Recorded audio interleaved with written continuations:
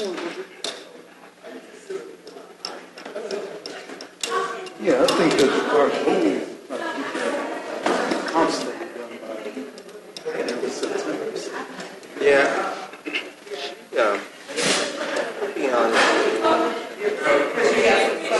Jason, where to clean down on this look.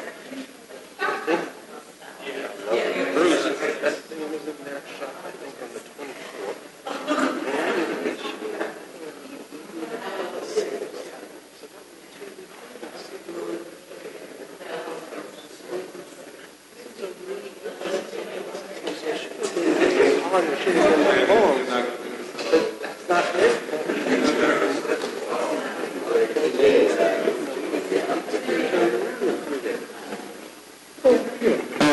For our tens of viewers at home, we are awaiting the arrival of the executive team that will be presenting the proposed executive budget, which is about to be reallocated in its entirety. And we will commence as soon as the presenters arrive.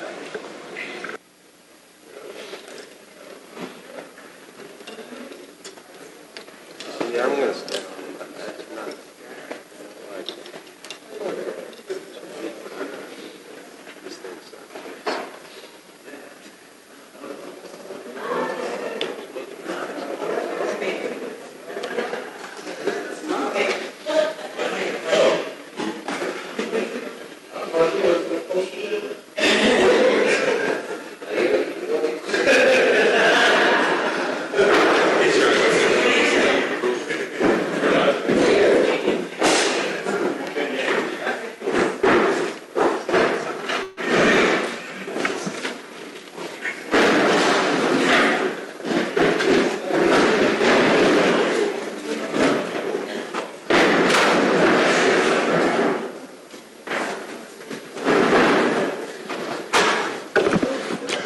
This is the resumption and indeed the final presentation, which the administration will make today to members of the Atlanta City Council as we review the administration's proposed FY23 budget.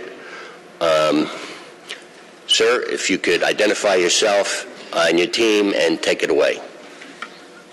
All right, good afternoon, everybody, and I am delighted to be here. My name is Andre Dickens. I'm the mayor of the city of Atlanta, and before I get going, just a couple of things I wanted to start with. One is I, am thankful for this opportunity to present before my colleagues on city council.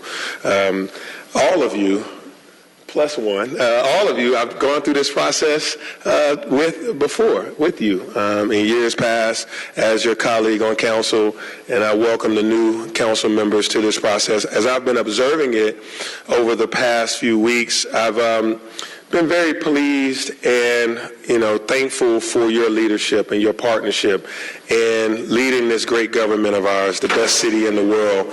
And this budget process, you've taken it seriously. You've asked great questions, and I've been observing that. And I just want to thank you. And I also want to thank you for the first 6 months. Now, many of you, we're in 5 months and a few days, but I know since Election Day, you've all been working at a feverish pace. And this administration and this council have been doing some amazing things in a short amount of time. And a lot of uncertainty coming through the pandemic and working with labor shortages, inflation, a number of other things related to public safety, and your diligence, your steadfastness, your commitment shows your love for this city and why the people of Atlanta chose you to represent them. And I'm honored to serve with you.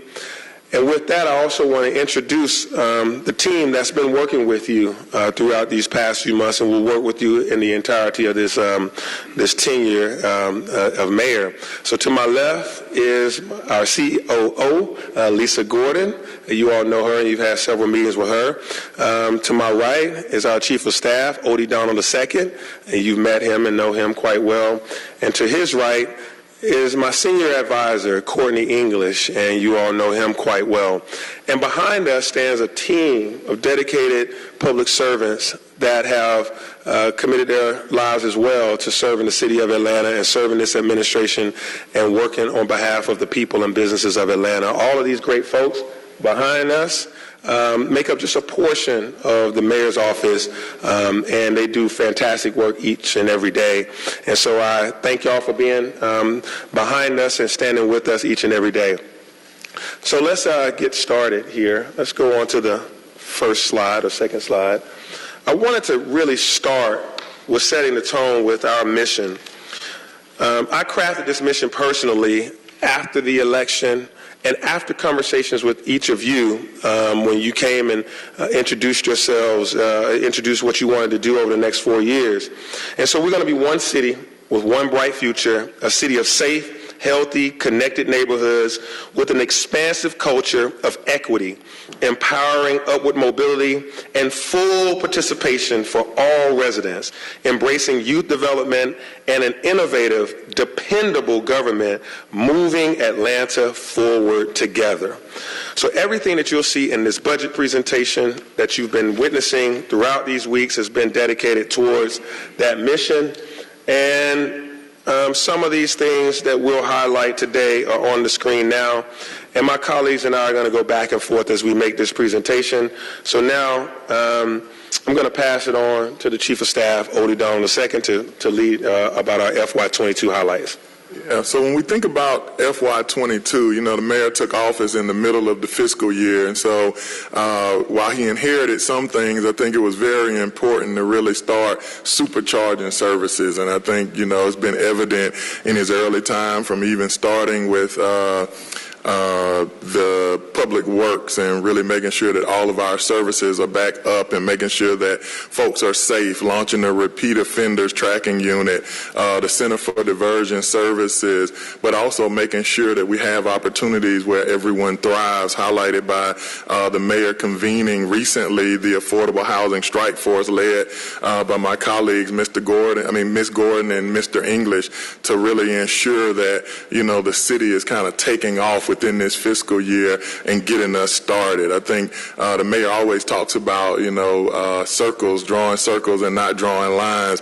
I think the early activities in FY22 really represent that. I see Councilmember Hillis working with the mayor on legislation around public safety, but also the Chattahoochee Brick Company acquisition, working with, you know, our champions of Southwest Atlanta, Councilmember Boone and Councilmember Overstreet, making sure that not only the community is clean, but also safe, and there are alternatives and opportunities for our youth, highlighted by midnight basketball, which I know both of you have been a champion of. And so as we look at FY22, I think the key is really preparing the city for the direction that we want to go in. And so when looking at the mayor's organizational structure, when we wanted to make this presentation, I want to give you a holistic look of what the city really looks like, because many times we only talk about the general fund budget, but I think under this mayor, our focus is leveraging all of the resources of the city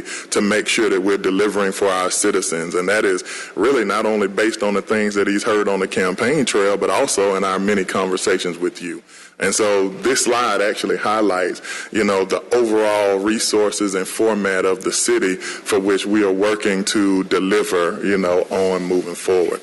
When we look at, you know, our office in general, you'll see a couple of things that, you know, we want to make sure to highlight, because you have your budget books, but some of the details are, you know, we're authorized for 135 FTEs, but when you look at our budget, the $21 million that is proposed for FY23 is very in line with our pre-pandemic actuals, with the one outlier being in FY21, the corrections budget was under the mayor's office, so there's a little discrepancy there. But now that that has been removed and put in its proper place, you'll see that our current budget is not only in line with previous years, it's actually slightly lower, because the mayor has been focused on not only running an efficient government, but making sure we have the right bodies in the right seats.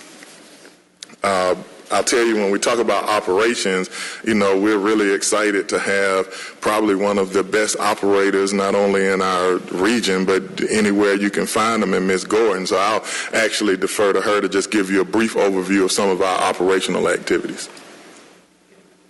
Excuse me. Good afternoon, everyone. We're very excited to share with you our vision for FY23 as it relates to the mayor's priorities that are shared with the City Council in terms of how we transform our city. Specifically, the commitment to public safety is not only to reduce crime, but to make sure our city is safe and there's pathways for everyone in our city. We have the increase in affordable housing. We share that goal of making sure our city is livable for our residents and for people that make the city great in terms of the work that's being done. Our education and youth engagement is critical. I know we share that view that without our youth having opportunities in our city, and this being one of the best cities in the country to live in, we don't have the economic empowerment that we look for. Our clean streets and efficient services are part of really taking a hard look at our services and deciding what are things we need to do to make them more efficient. One of the highlights from FY22 that Mr. Donald was on that slide was also the $750 million infrastructure package, and we all had a part to play in that, and we will continue to do that together as we make sure those goals are met. Our next slide. Yeah, so when we look at, our budget again, I think we talked about the 135 FTEs, and I think one of the areas to make sure we highlight is the increase of $2.1 million. Now, that's not necessarily an increase in our budget. It's actually the appropriate placement, because I think we talked about having the right bodies in the right seats. We also want to have the right expenditures in the right place. And so we actually have a $2.5 million increase because of a transfer of the security services contract from Dean to our emergency preparedness division. And so since they oversee that, we wanted to make sure that that contract is where it's supposed to be. So you'll see that $2.5 million increase. And so since our overall budget increases only by $2.1 million, we want to make sure that the council and our public really understand that there's an overall reduction in our budget. That $433,000 reduction is because the mayor has really looked at what our office is framed like and what it looks like, and so we've reduced the personnel budget by $433,000, and so that is going to make sure that we are more efficient. We've been able to allocate resources across the government appropriately because of that and still be able to maintain the services of the mayor's office. And so I think for us that's extremely important. When you look at us moving forward with the Chief Operating Officer's budget, I'll defer to Ms. Gordon to just kind of give you some insights on how we're funded and where some of the key initiatives that we're focused on in 23.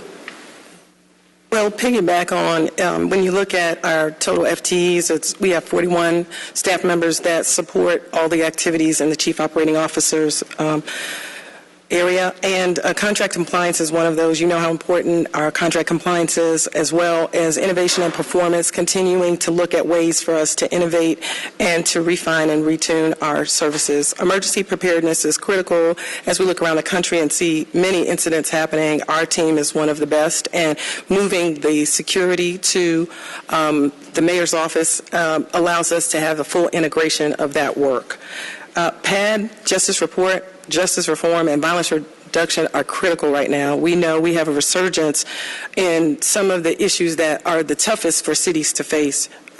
Alternatives are part of the pathway and part of the solution as we look at justice reform. And violence reduction, when we look at the trends of what's happening as it relates to crime, we see that escalating disputes is a key component of that. So without addressing holistically how we address issues happening in our community, it's one part of the solution for crime.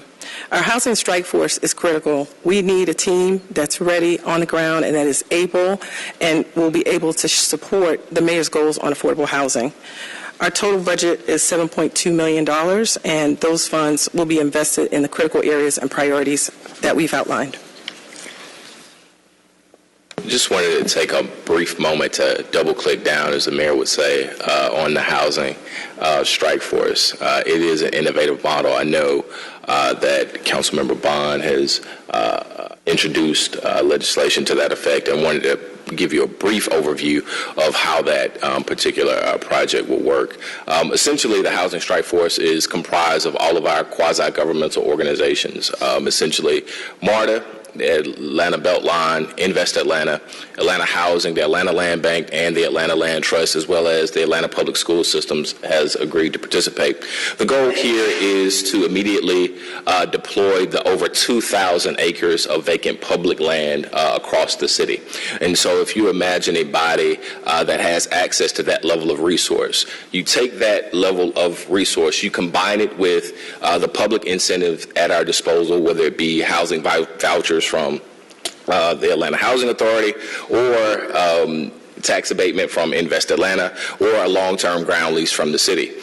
Then you combine those two factors, then you go to RFP. And so what you have as a developer is essentially a one-stop shop for all things affordable housing. So as opposed to you being a developer that has to bounce from agency to agency to get your land and public incentive done, you can do that in one simple place. The goal here, again, is to deploy the over 2,000, almost 2,000 acres of publicly owned or controlled land in any given area. And so we're really, really excited about it. We've looked across the country. There aren't many places, if any, actually, that are deploying that kind of cohesive model to accelerate our development of affordable housing. And so you'll be hearing more about that in relative short order. I think that really kind of leads us to, where our mayor is really focused on this FY23 budget, not only for our office, but really citywide. And that's to make sure that, we're focused on delivering on behalf of the citizens in partnership with our council and using all of the resources that are available to the government.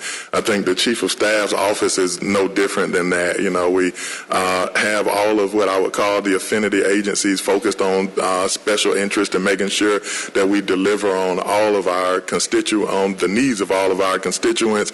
So we've definitely focused on kind of re-envisioning constituent services, making sure that we're focused on equity, diversity, and inclusion, but then also leveraging different resources to make sure we augment some of the work that Ms. Gordon is overseeing when it comes to public safety. So we're really excited about our new nightlife division, which I know many of you are aware of. We have appointed, I think the mayor announced maybe about a month ago, the new division manager for nightlife, and so we're actively recruiting to fill out that office and really bring some additional activities forward. And so as we look at, not only the different sectors of the mayor's office, but just our office as a whole, we believe that with the resources provided, we'll really be able to deliver for our citizens and make sure that the goals of the mayor happen both inside and outside of our government.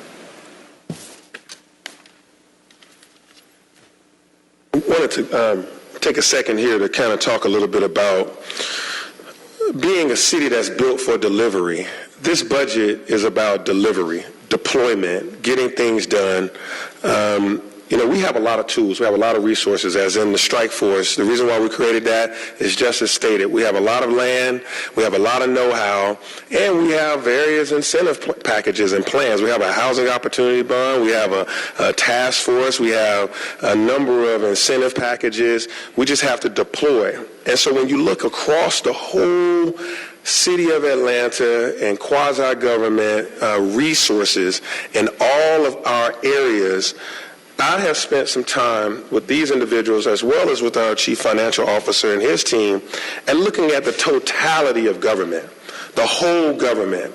And I remember sitting in these seats a lot of times. We talked about the $700 million plus general fund as the end all be all that we spend most of our time going up and down over, as we should. But this is an $11 billion city. If you really get to the heart of the matter, when you think about pension funds, when you think about all of the airport revenue, we own places like City Plaza across the street. We, everything that we have, fleet services, this is a larger government. This is a larger set of resources that when we see that over the past 12 years, we've had challenges with equity and we've seen some instances of challenges with service delivery, it's because we haven't looked at the totality of what the citizens and businesses of Atlanta and those people that pay us for our enterprise services, what all we have in our grasp and at our disposal. And so I want us over time to start communicating in a language of 11 billion and not 735 million. When you go to GMA and you go to all the National League of Cities and you go to these places, we're an $11 billion operation.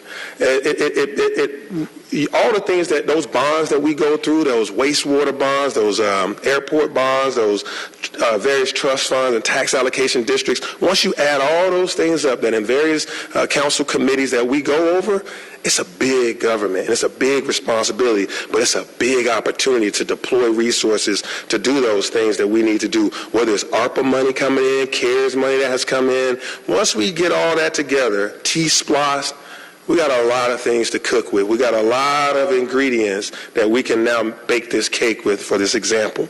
And so I just wanted to really highlight that and just let us know that this is how we've been looking at this, which then allows us to deliver more in a faster and more efficient manner.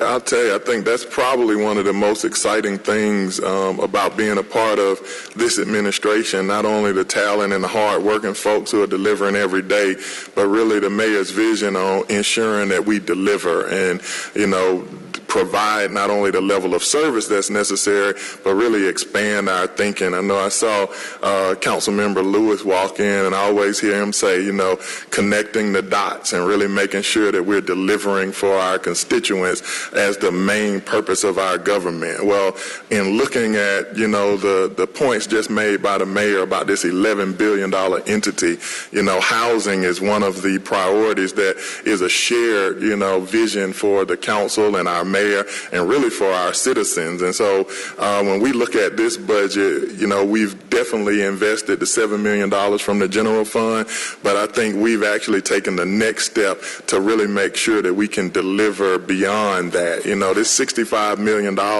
that's put in place for affordable housing is to not only place those funds in the budget, but to deploy those funds to ensure that we have access to affordable housing activities. I think when we look at efficient government, I know that, Ms. Gordon, one of the champions of our COLA for city employees to make sure that we stay in the market, and be competitive and be able to provide real resources to not only our citizens, but also the folks that are on the front line delivering for them every day. Chime in on affordable housing, or y'all good? Okay. Got it. Well, I think, one other piece to just highlight on this slide is, looking at the investments around public safety and not just, around the investments that we've made with our people. I think you've heard about fire today, and we're really excited about that. I've been working on things with all sides of our public safety arm. There's also a connection to our youth and arts culture. I think you've seen the mayor kind of repurpose funds within the fiscal year to make sure that we're getting the biggest bang for our buck, highlighted by the resurgence grants that have recently closed, and we've got some announcements there for our art and culture community, but also for our youth. And so we definitely want to highlight the support and partnership that we've gotten from our council. I think everyone that I see on the dais now, has agreed to support, whether it's Midnight Basketball, taking on a youth, referring businesses to us. And so we definitely want to look at not only this budget, but all of our activities as a partnership between, all of us sitting up here today. And so with that... Well, before we go back one slide. Yes, sir. These priorities are priorities that we actually heard from each of you. That's right. The great thing about this relationship that this administration and this council have is each of you have communicated to me, to Ms. Gordon, to Mr. Donald, to Mr. English, also to various others about what it is you want to see in your districts or at large across the city. And so affordable housing, public safety, youth, efficient government, these are the key areas that you've time and time again communicated to us. And so this budget priorities are reflective of what you and I have heard on the campaign trail, but also what we've had in various meetings. And we know you're serious about it because we've compared notes and they're consistent across the board. And what you told me is what you told each one of them. So now let's go on to talk about our investment in people. Those of us that's worked with City Hall for many years, those of us that were elected last 2 years know that the pandemic was tough for employees. It was tough for our workforce. And these folks kept going.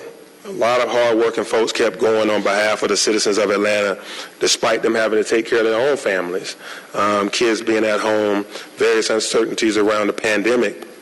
And these are our friends. These people work in the various departments, and many of us grew up with a lot of these people, or we see them all around the city, and they say to us, hey, we're working hard for the city. And sometimes they mention money, but a lot of times they just want to talk about the city that they love. And so you've communicated to us about taking care of the people.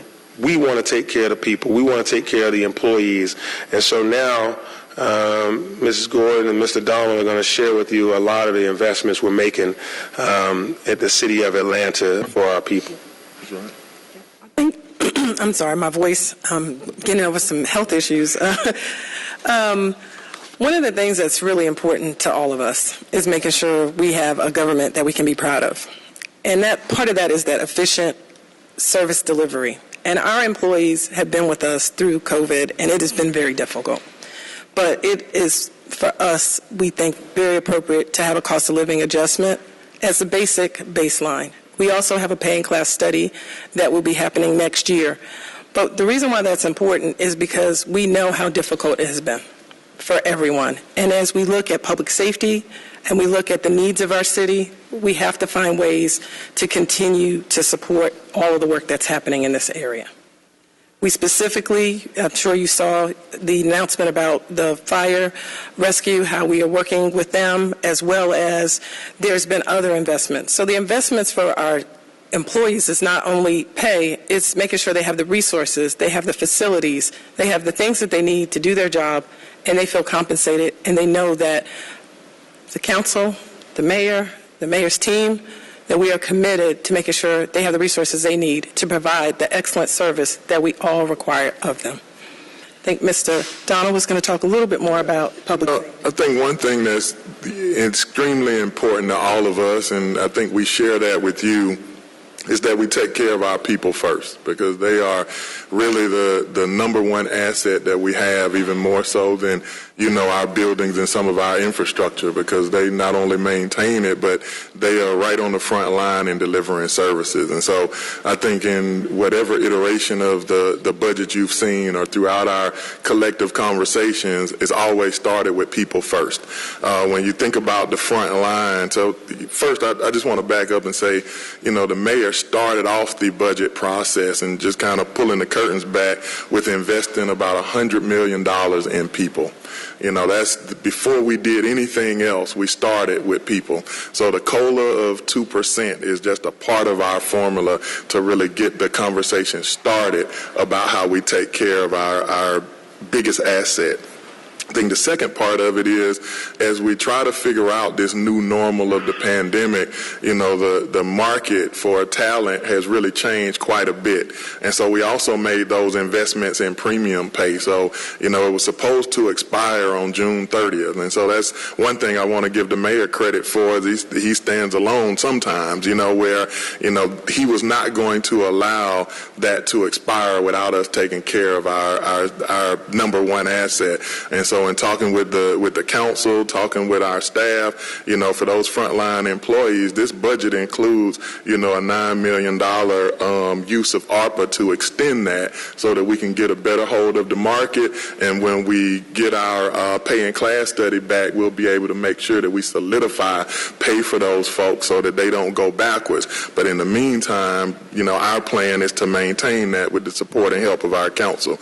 When it comes to public safety, when we hear about dollars and cents, but what we also hear about is the need for better facilities. I think many of you saw when the mayor went out to Howell Mill to the fire station. I mean, our eyes were big. We didn't realize, some of the conditions that are there. And so with your partnership and your help, the inclusion in the infrastructure bond, as well as some of the baby bond activities and things that we have in place to make sure that we deliver for fire and public safety, as well as hearing from our police that they need new vehicles, stepping out and making sure we bring those 55 vehicles on.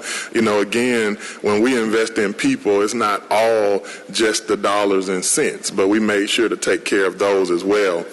Highlighted by the investment in fire today to not only, I think when we look at this market, and I'll kind of close with this, is that, the fire agreement that was put in place in 2019 actually carried through until next year.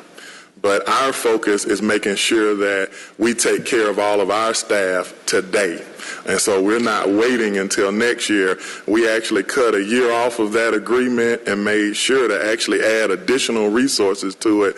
And so we haven't forgotten about police. We've been meeting with them all the way up till today. And so although they have actually received increases through the study a year ahead of fire, our focus is making sure that we provide some resources within this year so that we're all level set to be able to provide when this new study comes back to kind of right size our government. And so again, the focus on people this year is one that is hefty, one of the largest in recent memory, which is $100 million investment in our staff and people. And so we want to ensure that everyone is clear that the mayor has doubled down on our people, on our processes, and really on the prosperity of our government. To close it out so we can take questions, Mr. Chairman, is to say thank you. I know that this budget process comes at a time where for half the council, thereabouts, it's their first budget. And the Twitter didn't care about it being your first budget. That podium right there where the public comes, it doesn't care about it being your first budget. It don't care about it being your 8th budget or whatever. People in the city of Atlanta want what they want. I listen, I hear it. My team listens and hears. But you guys get it each and every day. And I want to applaud you for your poise. It's not easy to hear all this and to deal with all the constant need that people have. But I do want you to always take at least a breather to say that you're moving in the right direction. There's so much positive that has happened this year coming out of the pandemic, and working together, we've done so much. And working together, this budget is going to be a phenomenal statement about our commitment to our employees, our commitment to public safety, our commitment to equity, and our commitment to moving Atlanta forward together. And I thank you for, as we, there's always an iterative process as it relates to investments. And that iterative process means that you're gonna hear about some things, you're gonna share some things. You're gonna hear about some things, you're gonna share some things, and that's good because it gets better and better. And this budget couldn't have been put together without the great talent of our CFO and deputy CFO, that team back there. That is a dual report between council and the administration. Bala and Ms. Wilson, Dr. Wilson, and company, all of them are doing a phenomenal job. So I want to thank you all. And Mr. Pace, thank Theo Pace and our Deputy Chiefs of Staff and our Deputy COOs for all of their commitment and time and resources. And now I stand ready for questions. Well, actually, they're going to answer all the questions. So they stand ready. They're ready. All right, let's hope we're ready. Questions, comments? Ms. Overstreet, you're first. I see Mr. Lewis and Mr. Hillis and Ms. Boone and Mr. Winston. Thank you, executive team, for presenting and being here. So I'm throwing a softball because I feel like we can meet anytime. Yes. For the hard balls. Just want to let you know that I do feel like this particular budget does show priorities and that we are listening to each other and our constituents. I appreciate your accessibility, always being available for conversation, and I love the way that we are communicating, making sure that we're getting it done together and looking great in the process. So far, so good. This has been a full pack of 6 months. I cannot imagine what the next 6 months are going to look like. And this, I do feel like, could end up being a budget that we can all be proud of. And especially during this crazy transitional time from COVID to in person and still dealing with all of the different issues that we have to deal with. I think we're all doing a good job, even though we are considered, checks and balances. I do like the fact that we all have some of the same priorities and we are doing it all together. So I appreciate you. Thank you. That's my softball. Oh, good. Thank you. Everybody else can do the same. All right. Ms. Lewis. Ain't nothing soft about what's coming over here. this Southside Park, I need you to hit over here, Mayor. Okay. But I first want to say your budget sounds like you're on the campaign trail, and I appreciate that. I truly appreciate that. What I've seen since I've gotten in office is an engineer/computer. And what I mean by that is I've seen you process and then react. And when you process and then draw a circle, because you include whatever we said, and it's going to grow. And so I appreciate that. The question I'm going to ask you is that is the things that you're requesting going to help us move the city in a direction that you said you were going to move it in when you ran for office? Yes, I appreciate that question. Absolutely. The priorities that I ran on are similar to the priorities, if not exactly the same as the priorities that most of you all ran on and that we continue to talk about to this day. There's room for even more. And we're setting the stage for a well-oiled machine to deliver in 23, but I have my eye on 24 already. There's some things that when we do 23 right, that we will grow our budget.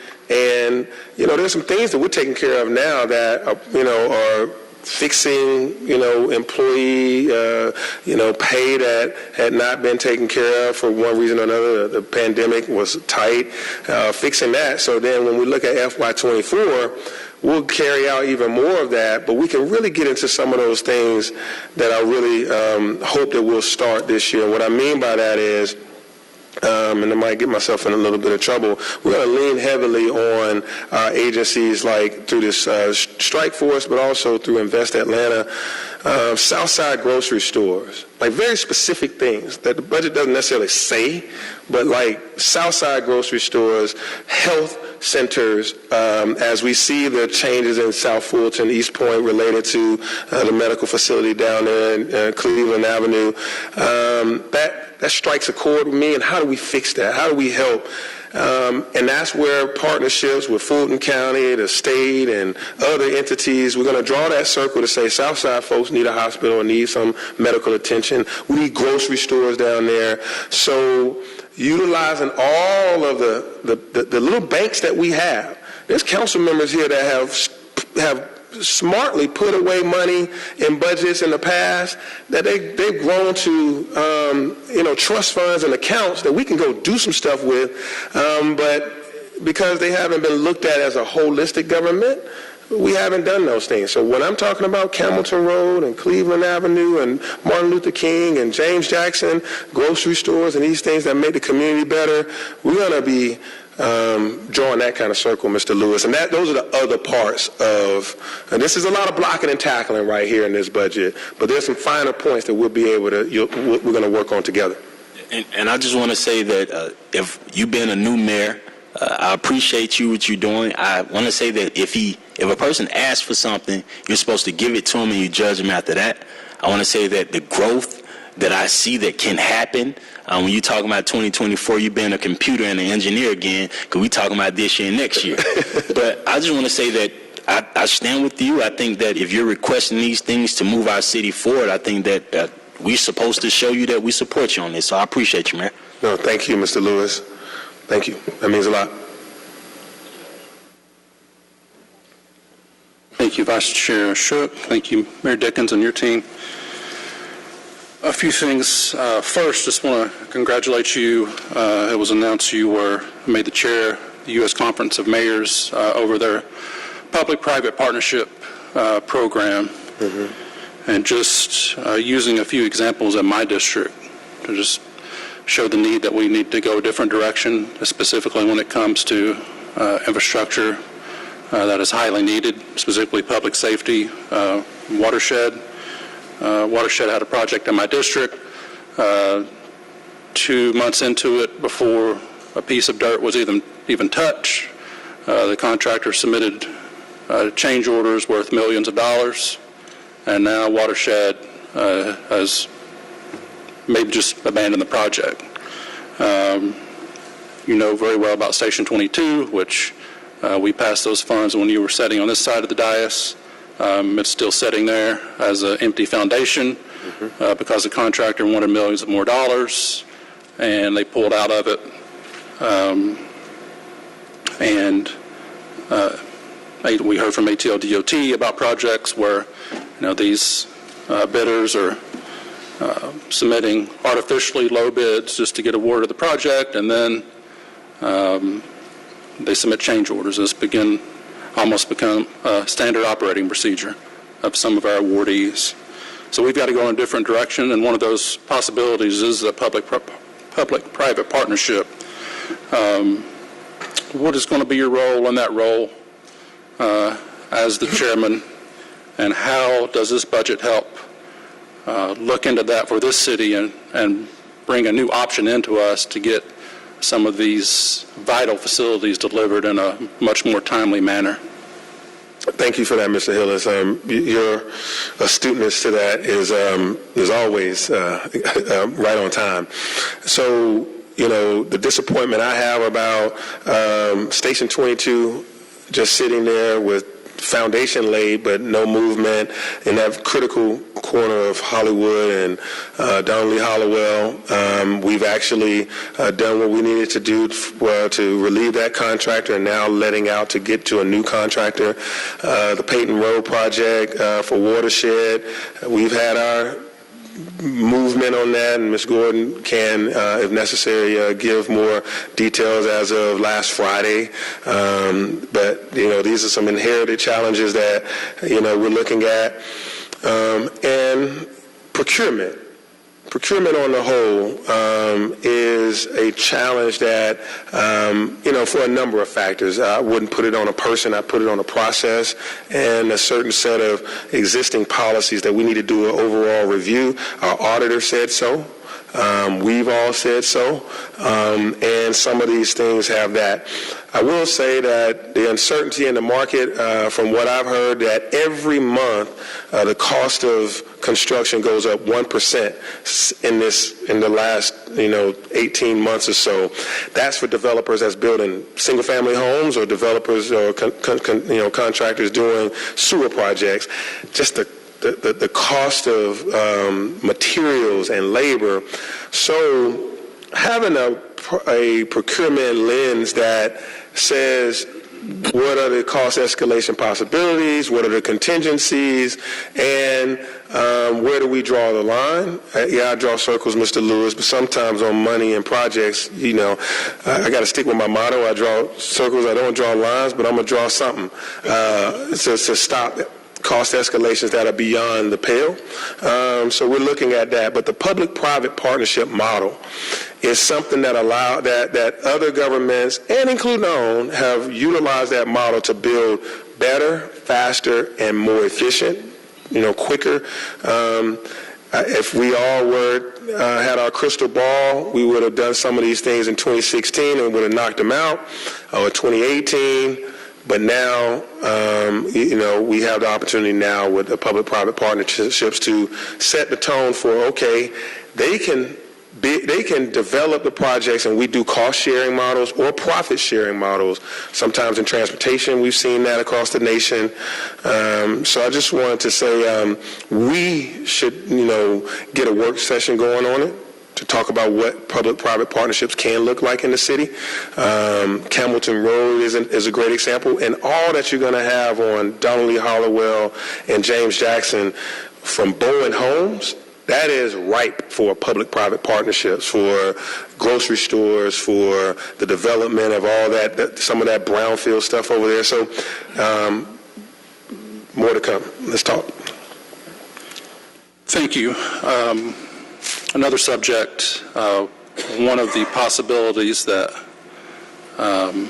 is setting in City Utilities Committee, which, of course, Vice Chair Shook is the chair of City Utilities, I'm the vice chair, is moving special solid waste services, those common good services, we call them, street sweeping, maintaining our right-of-ways, to the general fund, which, of course, this budget doesn't account for yet.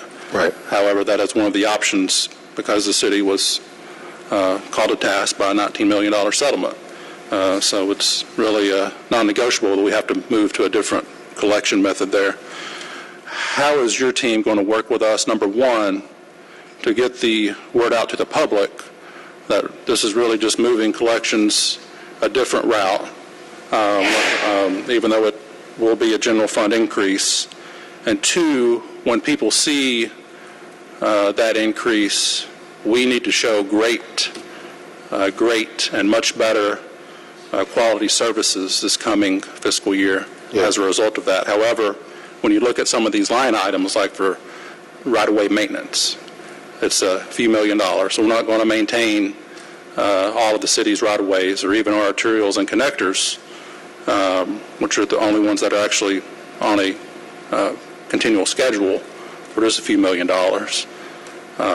And that's, we've had conversations, Mr. Donald, myself, and Chairman Shook, about putting a 1 to 2 year firm hold on that, a look back, and in those 2 years looking for improvements. So talk to us a little about how, again, one, how we're going to get the word out to folks about the reason for this, and two, what we're going to be doing with DPW and delivery of those services so we can ensure people are impressed and much more happy than they have been really for over a decade. Yep, you raise a good point. We have Mr. Donald can respond to that. Yeah, most definitely. So I think you hit the nail on the head. It's a requirement of our government to decide on the method for which we'll collect. And I know that it appears that the council has shown some affinity to the general fund method. And so while the budget does not incorporate those that funding source yet, once the council makes a decision, we'll be prepared. And like the rest of this budget, the purpose is on delivery and deployment. And so I think you've already seen an improvement in city services as we've kind of woken up from the pandemic. And so you would kind of see that supercharged level of service. And then, I don't think that the administration has pushed back not one bit on whether you want to continue to evaluate those services at a fair period of, let's say, 2 to 3 years. And so we're all on board with that, and we want to make sure that the citizens get the level of service that, they desire and that they deserve. And so that's something that I think our mayor has been a champion of. And when we talk about, kind of getting out and notifying the community, we've actually had many internal talks as we try to find out, which direction the council has taken. And recently, I think, while you haven't confirmed with the vote just yet, you kind of, let us know the direction that you're interested in. So we're prepared to not only partner with our council and doing everything from informational town halls and things of that nature, but also developing materials that can be co-branded as we send out information to folks and really get feedback. And I think that's a part of it, is making sure that we open up that feedback loop really beyond what we've already done in government. We're having the public hearings, but also going out into the community. And so, as always, I think the mayor, has advised us to start with the council and kind of partner there and carry it out. So we stand ready to do that. Thank you for that. We are a little over 5 months in, and we still have a number of very important, very vital department head positions that are searches, I guess, ongoing, so to speak. Where are we? Can you give us an assessment of how close we are to filling those very important, very vital positions in our city government? Yeah, that's a very good point. We started making some changes or notifying the public of changes we were going to make in the beginning of February, and now Ms. Gordon can give you an update on where we are with the majority of those searches.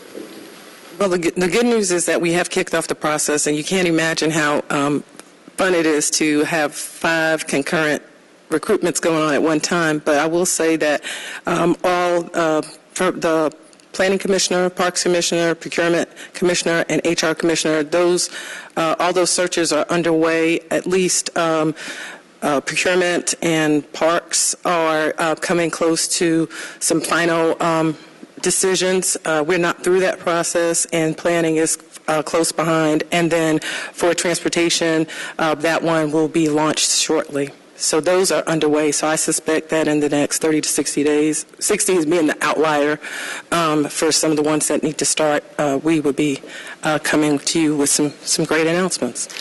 And I just, we've gotten, this is it's a tough thing to hire in this market. The private sector is extremely competitive right now. People are, we get to the final, and sometimes it works out, sometimes it doesn't. We've gotten, down the road with certain individuals and had to make some, adjustments. And I just, would say this.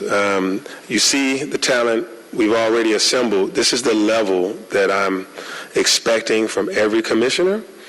So that's why I've sent back searches sometimes, and I say, hey, these folks aren't good enough. They can run some governments around us, but they can't run this one. And that's made it tougher on the people that's doing the searches, but I've sent back a few, and I've said the level of talent that we have in the council and the level of talent that you've seen that I've already hired, that's what the rest of them's got to be. And so those people are now, we're clear, and we're at the point where we're making some final decisions. Understood. And just a word of advice. One of the things I'm going to be asking, because usually when you pick someone, they come in and talk to all the council members, is I want to see, it's one thing to allocate money in a budget or allocate money in a T-SPOS, but I'm going to be asking whoever your candidates are that you submit, tell me about the projects you delivered in your previous job, because that's where we've got to move to in the city of Atlanta. Yeah. So we can get our city built up. Last question, I believe, because given where we are, what's written in this budget book, and the feedback we heard a few nights ago, I was in here the first half, but then the second half I went to the APD graduation. And now Mayor Dickens, as Councilmember Dickens, you sat on this side of the dais as well and heard the startup of the conversation about the city jail. Don't want to speak for all of my colleagues, but a number of us up here it's very glaring that we're spending $16 million to keep a jail open that houses an average of 40 or so inmates, when that $16 million could be very fiscally responsibly spent elsewhere in very high areas of need across the city. So we won't get into the nitty-gritty, but just give me a general overview of you all's thoughts about that, and where we are with finding a better path forward there. Yeah. I'll start it, and then I want Mr. Balla to kind of share some thoughts about the actual budget. You're right. I mean, this conversation around keeping the jail open, expanding it, or closing it is, at least on my desk every week, and maybe on their desk is every couple of days. And we've had robust conversations with Fulton County about if we were to go in that direction, what that looks like, how much that costs, how much revenue comes in for that, how long we would allow that, what are the critical decision points that are on their side, what also is necessary on the DA and court side. So we've gone down that path. And then we've also gone down the path of closing it or repurposing it to, we're already expanding pre-arrest diversion and adding that services center down in the lower level. And we've gone down a full path of homelessness, housing, and an equity center. So we're doing math on all sides of this equation to see what works, and we're very, listening to you all and listening to what lands in our inbox from advocates on all sides. And, we're not in a paralysis by analysis moment. We are still moving forward, and I think it's best to take those conversations into a separate session about what exactly is the council temperature on this, and share some of those costs and possibilities there. But as it relates to what's specifically written in this budget around the $16 million, I want Balla to explain that it's really not an increase from last year. It's more aligned. So one thing to note in the FY22 adopted budget of $14 million is where the jail is projecting to end this year. So this year, the projections that we have on paper for the jail is to end at $15 million. So when you layer in the additional personnel costs that for raises that have been approved already and the additional funding for the benefits that we right-sized across the board for the city, the jail is pretty much in line with what we're seeing on today's operations. So there isn't additional funding that's happening. And the other thing to note with the city jail, it's a primarily personnel. So of that $13 million that is $16 million that's proposed, $13 million of it is for personnel. And the other $3 million is for utilities, supplies, keeping a building of that stature operational for a year. And so there isn't this kind of additional funding. And we talk about employees.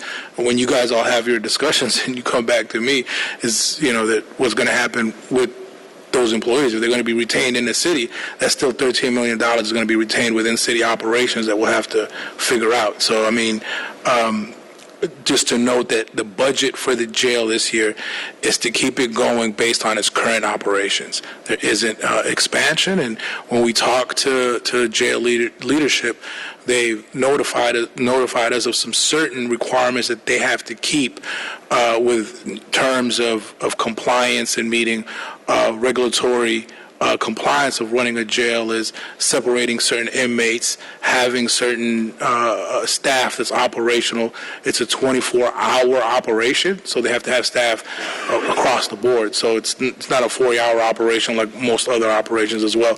So we have to keep that in mind. And one last thing I will say is we've seen and heard conversations regarding budget per inmate, and that budget per inmate metric is not necessarily the right metric for a facility of this size, because it still has to be maintained, it still has to be operational, and for liability reasons, you have to have the appropriate staff for those individuals that are in there now.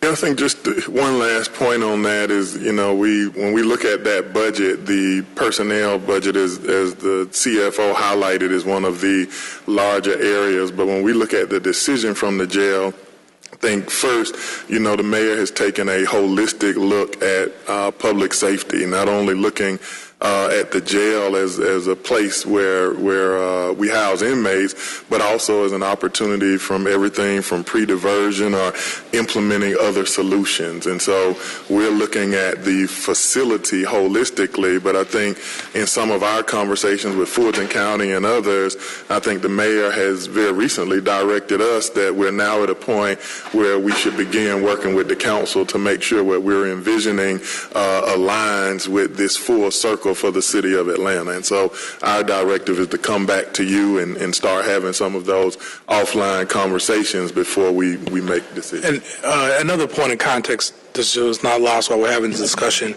is if you go back and look at the historical operations of the jail, the 2017 fiscal year was a $37 million appropriation to the jail.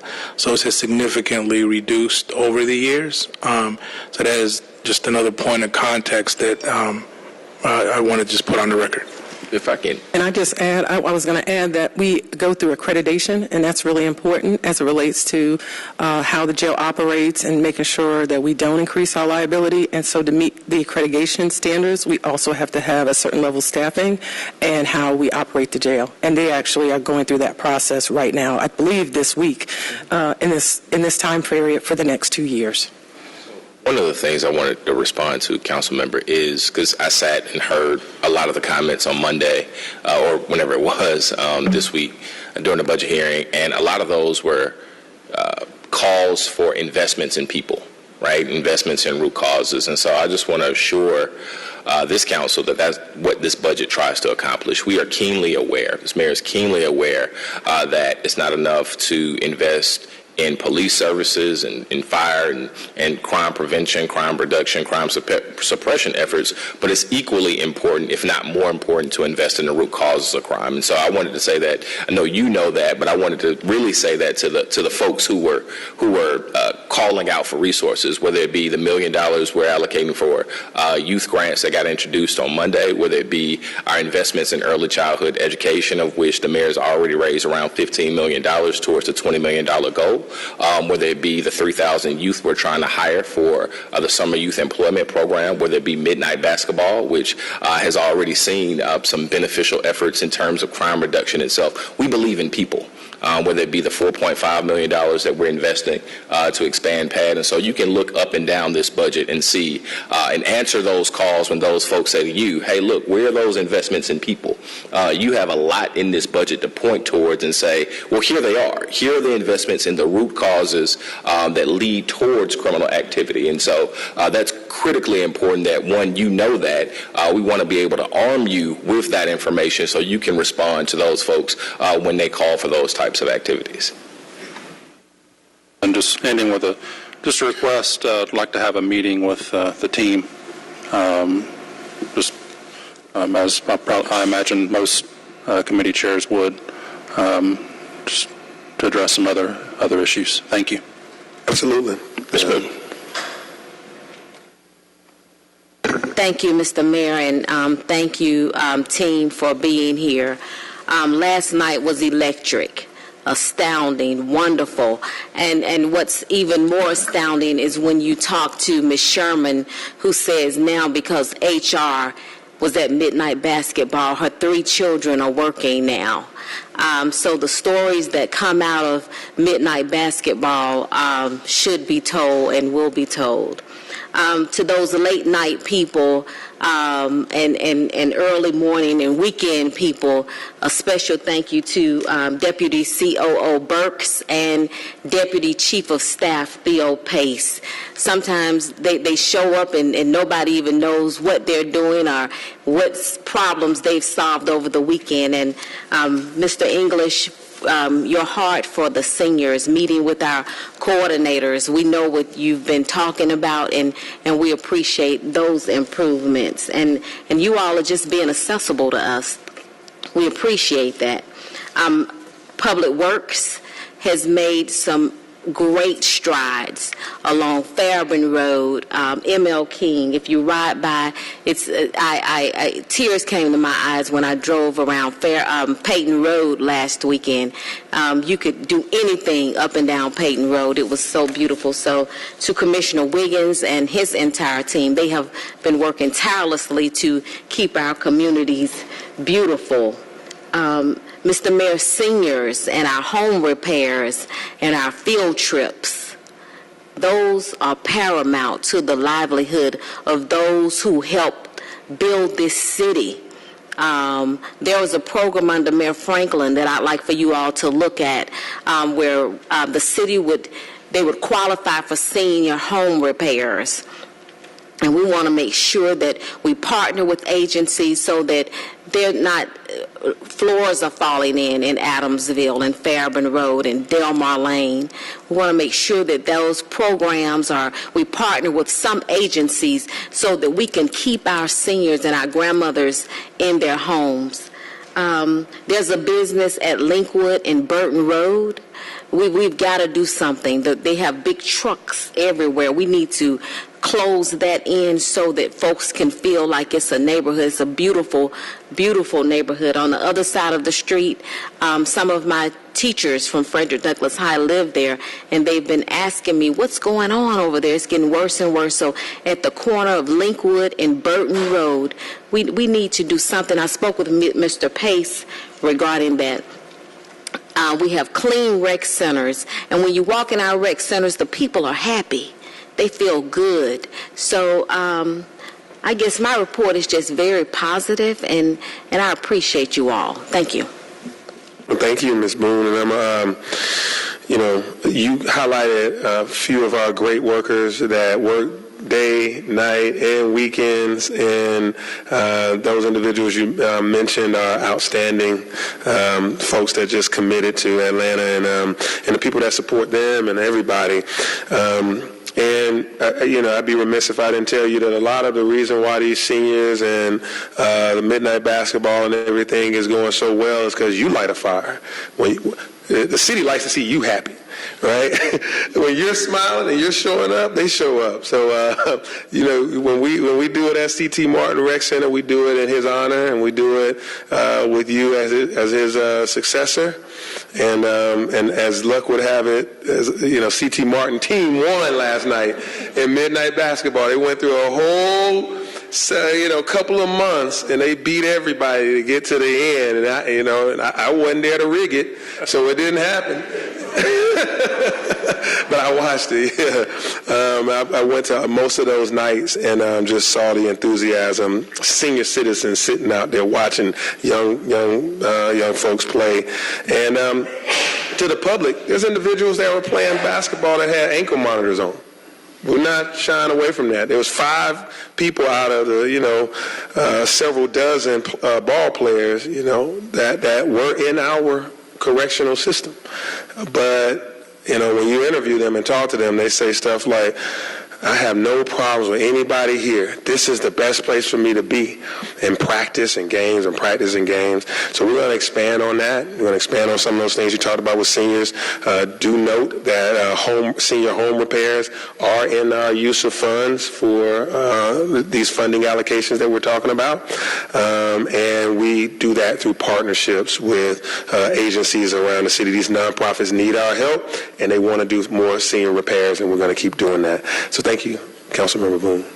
Mr. Shook? Thank you. We've got Mr. Winston up now, followed by Lewis and Bond. Thank you, Mr. Vice Chair. First, I want to thank you, the mayor, and your executive team for just being so malleable in your approach to governance, having an open door policy for council members, especially the new ones like myself, that have been able to approach you with so many ideas that we've seen actually be put into place. Growing up, one of my biggest idols and fans was Deion Sanders. And he had a famous quote, if you look good, you feel good, and if you feel good, you play good. And so when I'm looking at this budget, I see your commitment to making sure that we are investing in our people. But I think part of that investment has to be in the tools and the things that they need to be able to perform their jobs at a high level. And I just want to know, or is that commitment in your budget, and are we seeing that they are going to have the things they need to keep pushing this city forward as a world-class city? Well, I'm going to let Mr. Donald and Ms. Gordon talk about that, but I'm glad you used the Deion Sanders reference. Who hasn't like a Deion Sanders reference or a Dominique reference? But no, we have definitely taken note that investments in our people include direct things for their salaries and their bonuses, etc., but also equipment and tools, our CIO has asked for some things in terms of technology, and this budget has some of those things in them. And on, as you talk about fire and police, whether it's cars or ladder trucks or equipment, and DPW, some of the things that they needed, we've been responsive to that, and so I think the answer is yes. But Mr. Donald? Yeah, so I would also say you have to finish that quote now, because if you look good, you feel good. If you feel good, you play good. And but if you play good, they pay good. And so let's not leave that part out. So I think a part of this is we started with all of those things, right? So our folks have been delivering in the midst of the pandemic, so they've been playing good, and so we're focused on paying good. Sure. But I think the other piece of it, we don't want that to get lost. The fire stations, making sure that we invest in those. There are police facilities that are invested in as well. New equipment, new technology. So absolutely the tools along with the compensation. And that's why, it's difficult in balancing a budget, because, we probably needed to adjust 7 facilities and we get 5, but by doing that, we're able to make sure that we put a down payment today that gets us some credibility with our staff, with the council, and with the city, so that we can continue to deliver. As the mayor said, he's already looking at 24 to make sure we complete, his vision for taking care of not only our staff, but our residents as well. So this budget, without question, reflects that, and we'll make sure to leave the presentation with you, and of course have any offline conversations. But those 55 cars, that's a direct ask from our policemen, so there are different things in here that, as as we listen to you, we listen to the public, we're also listening to our staff, and we've tried to put together a pot of gumbo that fits every little piece of the taste of all of our staff members and citizens. The one thing I'll add is, as we went through the budget process, I want to thank so many people on the executive office team, but specifically the deputy chief operating officers met with their departments before they even met with Mr. Bala, and they went through some of those operational needs, especially whether it's people, whether it's some of the tools that they need, technology tools. As you see in this budget, there's a significant upgrade for 311, and we are working diligently to have those upgrades to be ready to roll out, pretty soon, so that people will see that increase in service. But that helps our citizens, but that helps our staff, because if the tools they have don't work the way they need them to work, then they can't be effective. And so whether it was equipment, cars, facilities, tools, new tools in the court budget, for example, there's different investments in different areas. And so our team really worked with all of our departments, which is why when our departments came up here, we found ways to look at what they need, how do we fulfill it this year, and then how do we fulfill it next year? How do we get it satisfied so that we can deliver excellent service? I think it's like no one wants to be part of an organization where you're failing, whether it's a sports team, like y'all are using the sports analogy, or it's a government. We are here as leaders. We don't want to be leaders of a government that doesn't deliver excellent service. We want to deliver excellent service, and our employees do too. So we did do a deep dive by department, and some of that work is behind the curtain, but I just wanted to share with you that there was lots of conversations, and not just what do we do this year, but what do we do next year. Like the mayor alluded to, he's already looking at FY24, and we are doing that work. Last thing I said, I know you're trying to manage this, but we're not going to oversell what can be done with this budget. We're doing a lot with it, but that's why I'm already at FY24, because everything that we want done can't get totally done. As we mentioned, there's X number of fire stations that need more. We're going to do 4 to 7 of them, but not all 8. There's more that we need in critical investments in cybersecurity and some other things. We have some investments, but we probably could do more. There are places that we want to see enhancements in. We're making some strategic investments in 911, but not all the investments that we're going to need, because we need to. There's some public-private partnership stuff specifically that I think about with 911. And so this budget, you will find someone that says, hey, you didn't hit my specific thing. You got to be able to know that, hey, 9 out of 10 is good with the constraints that we have, or 8 out of 10 is good, and then the other 2, we're going to pick them up in 24. Or, as things are going well, mid-year conversation should happen. We should have a conversation that starts around December 1st, and we, noodle over it over the holiday and come back in January, because I believe in a mid-year conversation that could look at more. If collections continue to go as we hope they do, as revenues go up, as new things start to happen as we come out of this pandemic, we set a budget based on projections. But man, if projections move up, we move up. We move those things, and I'm looking at 24. We move them into 23. And so, and when we look good, whatever Dion said, we're going to pay good. Pay, and all that. Yeah. All right. Thank you. And then one other thing, I know if you all probably tuned in to a very spirited conversation with Parks and Recs, and I know that Councilmember Lewis and I have had this conversation that, I wouldn't probably be sitting in this seat had not been in youth sports as a kid. I might have been on another seat that wouldn't have been so good. And so it's important that we continue to make the investments, in our youth. And I'm really happy about the commitment that you all are making with our youth. From a Parks and Rec perspective, I think it's important, that we start making sure we look more to expand active park spaces. We're doing a very good job of looking at passive, park green space throughout the city of Atlanta. But when we talk about active spaces, making sure that, whether it's soccer fields or football fields or, skate parks, we can't just assume that certain kids that look a certain way don't play those things, because we've seen homegrown stars right here in the city of Atlanta that have made it, playing soccer, given that opportunity.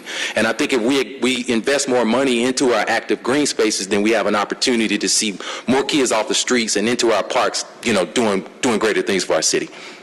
Man, thank you for that.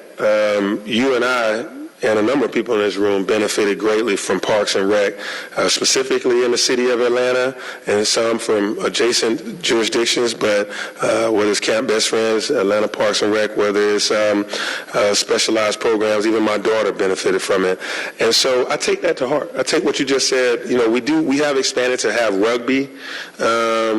We've had a bunch of people ask us about pickleball. I don't even know what it is, but they talk about it a lot. And so I think if we have the Green Space Council, the advisory council, they'll meet again in August, and we're taking notes from them. We definitely want to have your input on that, as well as anybody else's. I think that one of the hires that we're close to making is in Parks and Rec's commissioner. And I think that, and I'm going to be forward about my belief that we need to look at our rec centers and parks in a kind of a shared services model, meaning that they pay us $1 and they provide these services. If they're providing these activities for free to kids or seniors, hey, these recreation centers are, hey, you can just rent time, and the time may come for $1 or something low cost, because we want it to have a lot of active use. We want to see our rec centers and our conversations with APS about our schools. We want to see them have day and night activities, be the places where people go of all ages. And so that's part of the search that when we search for people, we want to see those folks that have good, innovative ideas around parks and recreation, but also a utilization model of our facilities that doesn't just say from 9 to 7. We're talking about people that are going and paying money to LA Fitness. They can pay it to us for Martin Luther King Auditorium, or after school programs and these early childhood education investments, or these senior activities of arts and crafts and dancing and these other things. So we're looking at like a lot of utilization of our rec centers, which means a lot of maintenance and upkeep, but also some revenue producing things. So this is the start of that, and hopefully we get there. All right. Thank you all. Thank you, Mr. Vice Chair. Thank you. All right, we've got Mr. Lewis and Mr. Bond, and then I'm going to try to sneak in a couple budget questions. So I would be remiss without saying thank you to Theo Pace for answering the phone calls. That sometimes I try my best to be respectful as possible, but I want to say thank you, Theo Pace, and for you giving me accessibility to Theo and to your entire staff. To be able to come from the union world in which we sent, I was in the room when they came up with the word fund the front line, when they started calling our workers essential workers. I was in the room. I was in the room when we sent the email to all Democratic mayors in the country. I was the named person on the email that was sent to Atlanta that was never opened. And so to have a staff that city council, I can call any commissioner, they answer emails, and I can have a meeting that day. And that's only because you've made it open. So I want to say I appreciate you for being accessible in that manner. I appreciate you for, you've used the word, take care of people. Not just you. I heard Mr. Donald say it at least 5 or 6 times. And so that means that that's a up and down the entire staff thing. So I want to say I appreciate you for being intentional about taking care of people. And lastly, I can't go back. 2 more things. First, is there flexibility in this budget? Because I just heard you talk about some more things you want to do for things like midnight basketball and for pothole posses. So, like, when you come up with these ideas, like pothole posse coming back, is there flexibility for you to do that type of thing? Yeah, thank you, Mr. Lewis. And going back to the top of your statement, Mr. Pace was hired into this position, one, because he's good. He's he's an honest person, and, he's a friend to the city. And he was with City Council for so many years, so he, whether I ask him to or not, he's going to do it. I've asked him to always be respectful and responsive to council and be proactive, but it's in him to do it. Which is why it was the best and easiest hire to make for that position. And, the city owes him a debt of gratitude for all that he does day and night, as you stated, as well as a bunch of other people. You get yourself in trouble for, putting, throwing confetti for one employee, but everybody. But you mentioned him specifically, and he does a good job at working with y'all. And so there's others like Mr. Wagner and of course LaShondra and Mr. It's just on and on and on. Trying to make sure that I don't walk across the hall with folks tripping me up as I walk. But going to how we fund certain things, midnight basketball is not as expensive as it's a very low cost crime deterrent and youth development tool. And it has public-private partnerships. Chick-fil-A kicks in. Organizations that are providing us security, they're chipping in. A lot of organizations that are just there, police and firefighters come because they just like the activity. And so, it's we have found some money for that, but it wasn't as substantial as many would assume. That the rec center is there, and the staff were going to be there, and so we added a few more hours of labor to that. But all in all, it wasn't that expensive to do, and that's the way we have to look at crime fighting. That it doesn't always have to be super expensive to reduce it. That pothole posse was something that just working with our Commissioner Rowan, we asked him, can he do it? And he said, let me see. And he, thought about it and looked into his budget and found structurally how he can set up crews and teams to be able to deliver upon that without adding additional costs to the budget. And so if we want to add more crews to be able to get more done, although we're getting a lot done, like 1,000 a month in this clip, if I'm not mistaken, if we want to get more done. But I will say that the goal is not to just do potholes. I'm excited that we're doing potholes. People see them. We are going to have to, pave those roads because the potholes are just temporary fixes. They're necessary fixes, but they're temporary fixes. But when I come up with these things, we send them over to the actual department, and then they, together with the CFO's team, work it out, and they find the resources to do it. And the holes that we have, sometimes like with LaShondra Burks, we talked about the hole that we had in midnight basketball, and I went out, she went out, and we all went out and found a few more dollars from the private sector because they make millions of dollars in this city. The least they can do is help our youth play some basketball. Okay.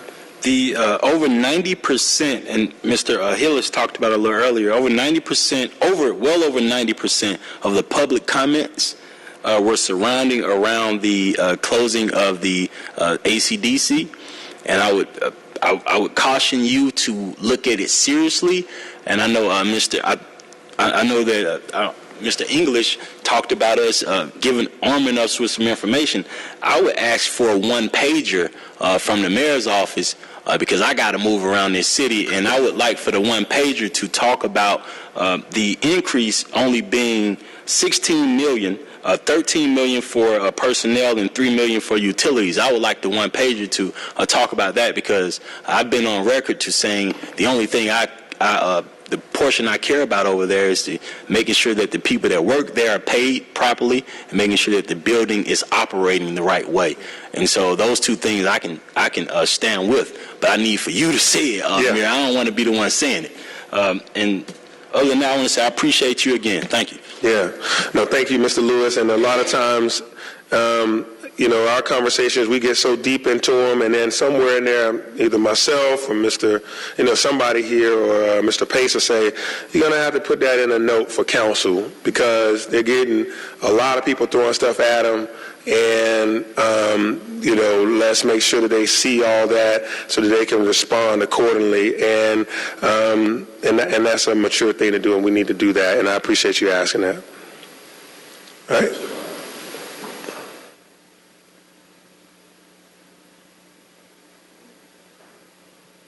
Thank you, Mr. Chair. Thank you, Mr. Mayor, Madam COO, Sir Chief of Staff, and high advisor to the mayor for being here today. I really appreciate it and appreciate the work that you've been doing since you've been sworn in, and the availability of your staff and the responsiveness of your office and those that are within it.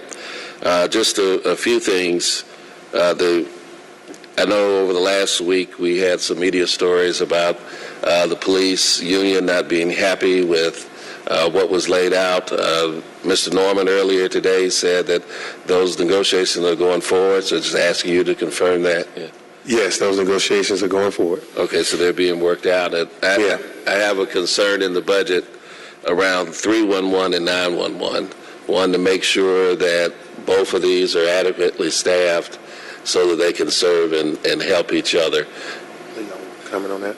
Excuse me. Yes, we are aware of the issues related to 911 and 311. Specifically for 311, we've looked at staffing. We've also looked at the technology upgrades, which will alleviate some of the issues around staffing. The same thing with 911. Their Viper system contract will allow them to have more functionality, and it will help with the some of the staffing issues as well. So we are aware of that, and there also were some increases in the budget to support the staff in those areas as well. Okay, and around 911, I know we're locked into a long-term lease at the present location. Is there any movement or anticipation of the budget about either shoring up or expanding the office down at the airport or coming up with an alternative location?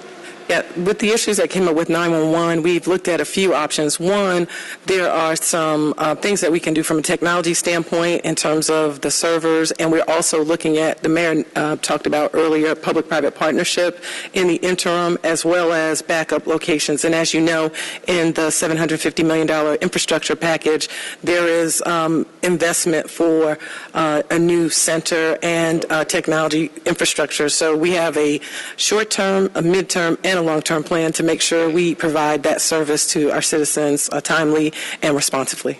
We made a visit there to see it. I mean, COO Gordon has gone there a number of times. I've gone there once recently. Of course, I went as a council member, but to see it, because the servers were overheating that time based on the air conditioning shortfalls in that building, and then there was a leak that led to some things. So that building does cause us some challenges. We're about to roll up our sleeves and I'll be forward about this, probably against wise counsel, but we have to roll up our sleeves and have a real deep conversation with that landlord that we have, that long contract with, because 911 is so critical that when they don't provide the quality environment of air conditioning and leaks, that's a problem for our whole region when people make a phone call to 911 and we have servers that are overheating because the air conditioning system is not right. So part of that is some redundancies that we're going to be putting in the system and server changes that will alleviate that. But we're going to go. That's new school. There's some old school conversations that I'm going to have that might be helpful. Okay. Well, I'm going to try to go through these really, really fast. I want to compliment you on the senior programming, returning to Old Adamsville, and hopefully there's going to be an expansion of that around the city, because even during COVID, even though I ran into a lot of seniors who were afraid of COVID, but they still wanted to gather and be together. So I want to give high compliment for that. And let's see what else I got here. I really appreciate that overriding partnership that you all are doing with the other sister entities, the ADA school system, and what have you. And I would ask if you all would consider expanding what we do during the summer in partnership with APS. Because, my first job was a city job. I worked John F. Kennedy Pool, cleaning the toilets in the bathroom, assistant lifeguard at 13 years old, and also doubled at camp. It was Camp Best Friends, and it was a great job, but the job ends. And so poverty doesn't take a break. And if there's a way it is really exciting that you all are going to hire 3,000 young people, but maybe if we could stagger or expand it beyond the summer, that would be absolutely fantastic. And what else we got here? Just a suggestion, and then I'll close out. When we were talking about procurement and the vendor that's trying to back out after putting out a change order for the station, in California and in Dallas, when they built their rail system, they incorporated a board that would look at all of the change orders. There's a board of experts, engineers, people who were in those fields but were not a part of bids. And so when someone would submit a change order, it would go to this committee. And if the committee decided that it wasn't a necessary change order, the vendor who got the award had to eat the cost. And had to go on with the contract. And they were both able to expand this was for light rail. They were both able to do it under budget and on time because of that committee. That's something I would suggest. And then just to jump on the jail for a minute, I hope that we will partner with, I want to go on the record, that we will partner with Fulton County in some aspect to help to relieve the overcrowding at their facility. It's a humanistic issue, that 85% of the cases that are held at Fulton County, the DA said it last Monday, come from the corporate limits of the city of Atlanta. We're tied to Fulton County. So if there's a way to help to alleviate and get those men and women who are accused of dangerous things, but they're still just accused, off of the floor and into a more humane situation in the facility that we have, I just want to go on the record as saying that. But I also want to point out that our jail is empty because our bail reform law is so bad. The jail system doesn't talk to the court, and so they have a 80% failure rate of people that they release that don't show up to court. So if you're releasing everybody, of course the population is going to be low. And so the jail doesn't have any way to check and see if these persons have FTAs from the court, if they set them through more than once or release them. So it's literally become a revolving door. And that's some bleeding that needs to stop. I know Chief Portis came to our public safety meeting a couple of weeks ago and said he was going to put together some type of order on the court side of things, but that needs to be resolved. And then last, as I withdraw, I'm just begging you to put midnight basketball on TV. Make those young men celebrities so people can see not only their skill level, but others who might be drawn to that could see the excitement ongoing. Let's make celebrities out of these men and, men and women that are participating. Channel 26, here we come. Put them on People TV. People TV. Okay, People TV. All right. Thank you. Thank you, Mr. Bond. I hired half of this stage from your school. Douglas High School. Mr. Shook. All right, a couple quick budget questions. I'm looking at page 163 in your songbook. I'm looking at the general fund, and it shows that you're carrying 3 fewer FTEs than prior year. Everyone's getting a COLA, and yet your salary line's decreasing by $3.1 million. So, and this may be a finance question because the answer may be similar to the other times we've asked this about other departments. That is correct. So you'll see the overall personnel is decreased by that $433,000. The shift you will see in salaries extra help. So as administrations transition, there's usually an onboarding process that happens, and extra help line is shored up. So you will see in the prior adopted budget, there was only $261,000 of extra help budget, while in this year there's $2.6 million of extra help budget.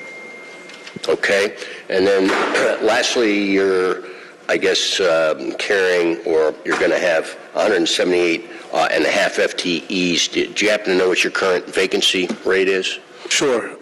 So the 179 authorized FTEs, the exec office is funded for 135 positions, and so there's 44 unfunded vacancies. That's kind of in line with what you've all seen in unfunded. Unfunded, correct. What about funded? So there's 97 that is currently filled, 38 funded vacancies. As I mentioned before, those are most likely in some extra help positions now that will transition into FTEs at some point. Okay.